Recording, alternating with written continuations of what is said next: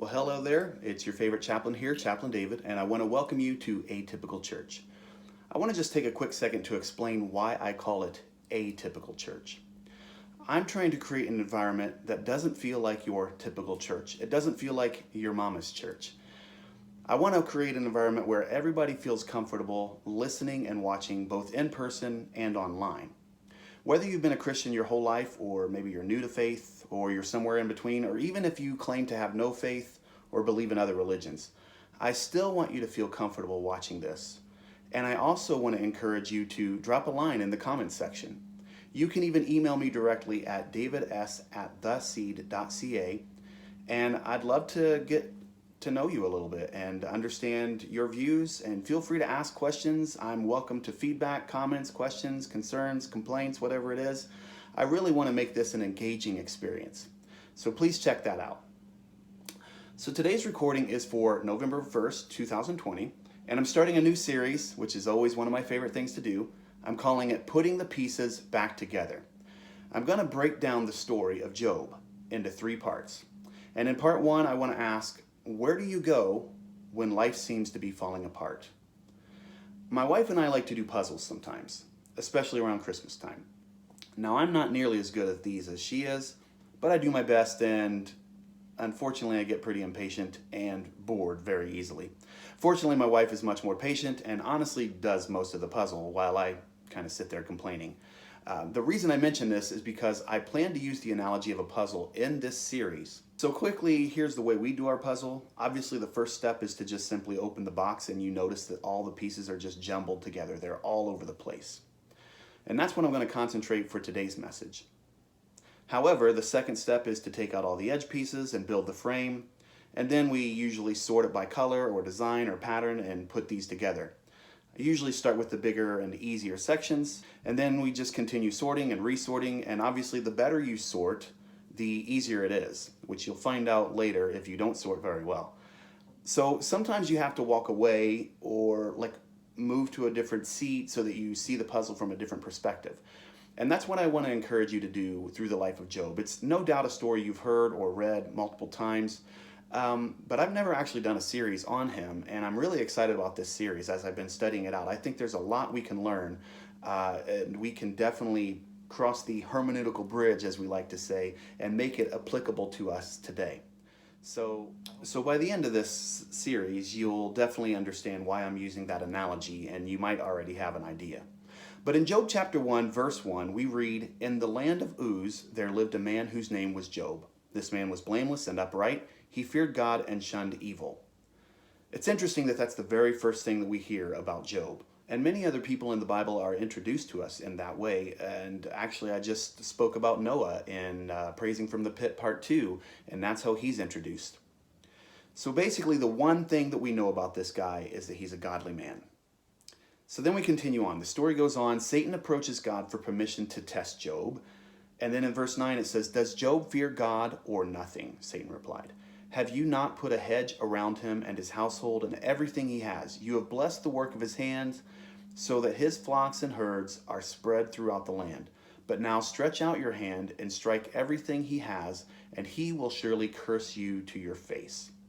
The Lord said to Satan, "Very well then, everything he has is in your power, but on the man himself do not lay a finger." So I think it's important that we point out here that Satan could only operate within the parameters that God created. He could not go outside of God's will or God's design. Then the rest of the chapter records a series of horrible incidents, things that none of us would wish even upon our worst enemy.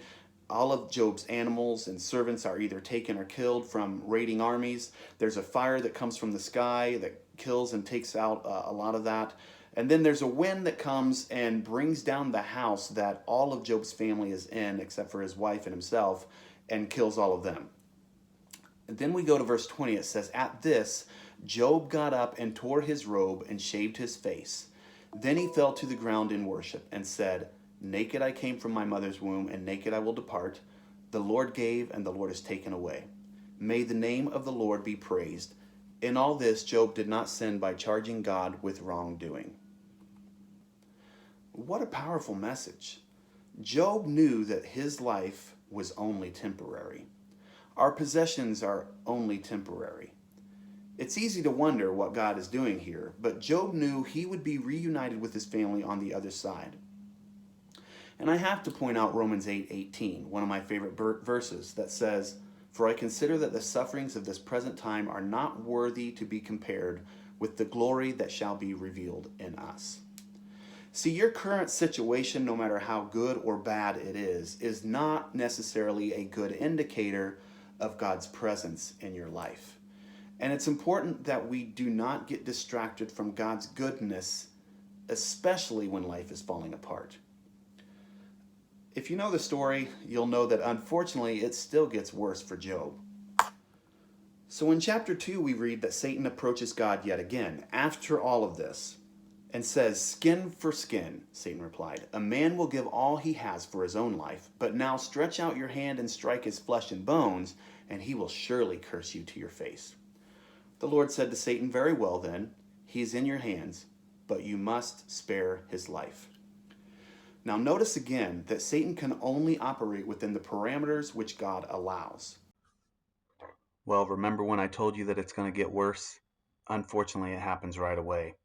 Verse 7 records, "So went Satan forth from the presence of the Lord, and smote Job with sore boils from the sole of his foot unto his crown." So he's lost pretty much everything, and now he loses his health. He turns to his loving and adoring wife, and this is what she says. His wife said to him, "Are you still maintaining your integrity? Curse God and die." Pause there for just a moment. Imagine everything you have is lost, except for your own life and your health and your wife. So you turn to your wife in the midst of all this, and you're trying to hang on to your faith and to figure out what's going on. And she says, "Curse God and die."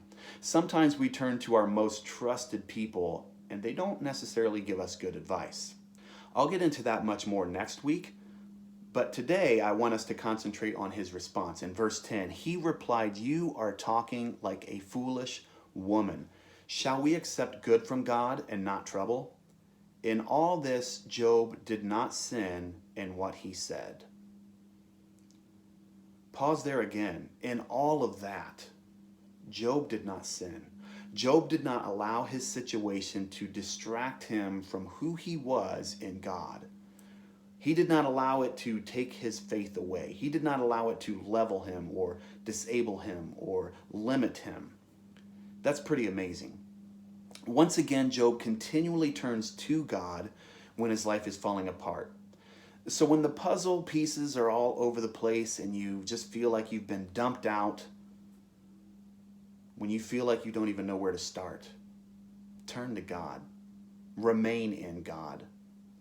Job did not let his current situation be the primary indicator of whether God was with him or not.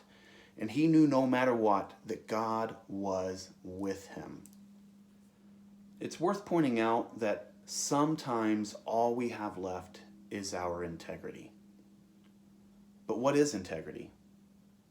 It's a word that we hear a lot, but you don't really have an explanation. I mean, I can certainly make up an explanation and figure it out, but let's see what the Oxford Language Dictionary says. It is the quality of being honest and having strong moral principles, moral uprightness. Would you consider yourself a person of integrity? Would you consider yourself a person who, no matter what happens to you, you don't let it change you? Obviously, the pressures of the world outside can get to us. They can weigh us down. We can get down. We can be upset and frustrated and angry. And I'm not saying that you're not allowed to feel those things. Because actually, as we read the book of Job, we see him going through a lot of those emotions.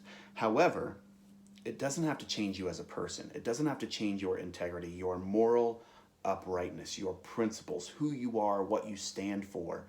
Those are unchangeable truths in a changeable world. So in conclusion to all of these things I've said here, when life seems to be falling apart and the puzzle pieces are just all over the place, we need to remember at least these three things that we've learned here. 1, Satan cannot operate outside of God's will and design.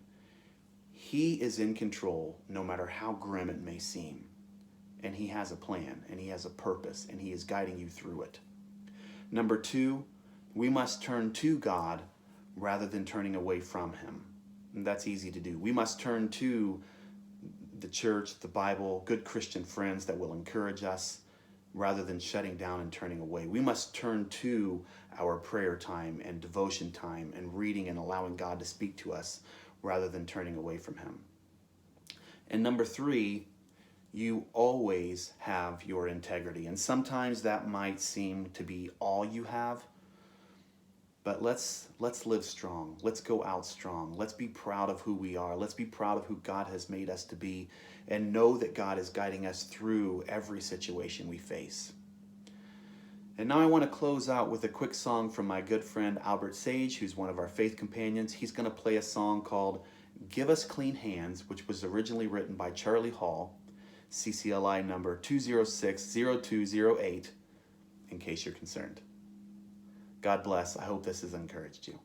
Good to see you guys again.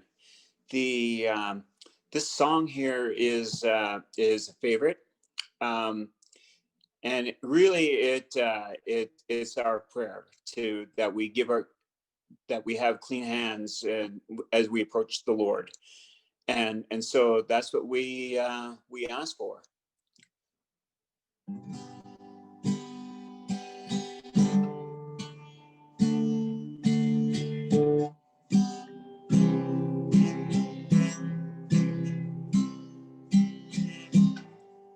We bow our hearts, we bend our knees. Spirit, come make us humble. We turn our eyes from evil things. Oh Lord, we cast down our idols.